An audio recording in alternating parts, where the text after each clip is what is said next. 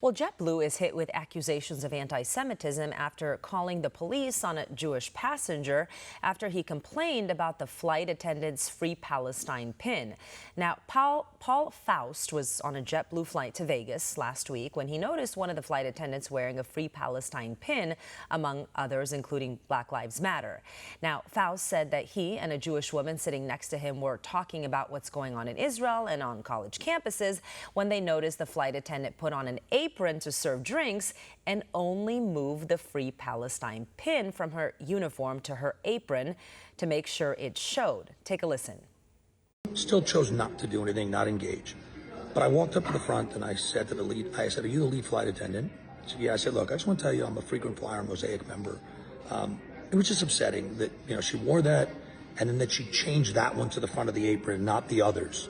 And I thought it was deliberate. And she said, "Okay, I'll speak with her." And I said, "You know what? I don't want there to be an issue.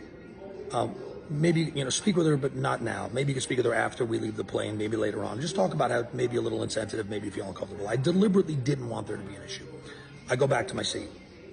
I've said nothing to this flight attendant the entire flight. Nothing.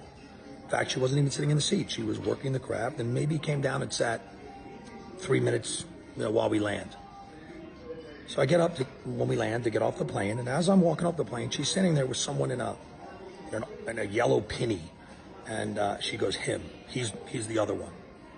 So, and I go, "Sir." So I keep walking because I don't know what they're talking about. And he goes, "Sir." I'm like, "Me?" "Yeah." He goes, "I need to speak with you."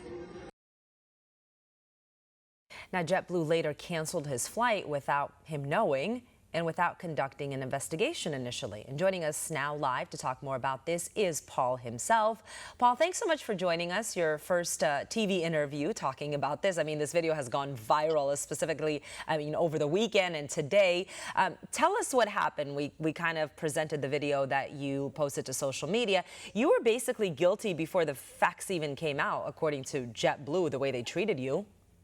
100%. And I want to be clear that I was guilty based on two employees that completely, mishandled the situation. And there were plenty of opportunities along the way for it to be rectified and stopped. But yes, they were judge, jury, and ultimately executioner before anyone spoke to me about the incident or the other, quite frankly, the other passenger who was with me, which was, very upsetting. The whole pin situation. I'm a proponent of free speech. I wasn't going to make a big deal out about it. Had I walked off the plane and gone about my business, none of this would have happened. It was a cascading series of events, from being accosted at the gate, police called on, flight being canceled without notification. And then when I called to find out what was going on, the notes that were put in the system about me, it just was a cascading series of events that got more and more upsetting. Yeah, so and that's Paul, why I decided to shit. Good. So, Paul, you get off the plane. Tell us what happens when you get off the plane and what you're being told, and you're looking at people like, what? Were we on the same flight? Are we talking about the same thing? I walk off the plane, and instead of being approached, Kurt, "Hi, my name is so-and-so. May I please speak with you? I heard you were upset about something." The guy just says, "Sir." And when I eventually turn, he goes, "Sir, I need to speak with you." I said, "Okay." He goes, "Top of the ramp." So we go to the top of the ramp, and he demands my boarding pass. And I said, "I'm not giving you my boarding pass. For what?" He said, "Well, then I need to see your ID. Like, wanted my identification." I said, "I'm not giving you my ID for what?" He said, "You caused a disturbance on the flight, enough so that the captain called down." And I said, "There was no disturbance. I'm not giving you my ID." He said, "Then I am calling Metro PD. I'm calling Metro, which is the police, which is, again, from what I've been told, not part of their policy. They should have called JetBlue security or someone else." So when he called the police, I stood there. The other passenger walked away. She was having none of it. I was willing to stand there.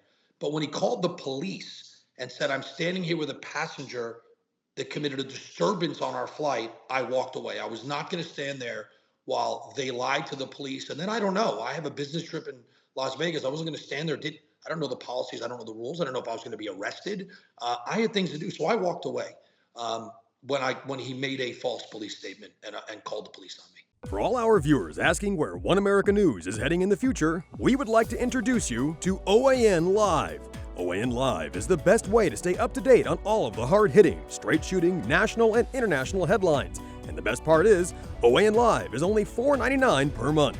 All the credible, honest, unbiased reporting One America News offers at a fraction of the cost of cable.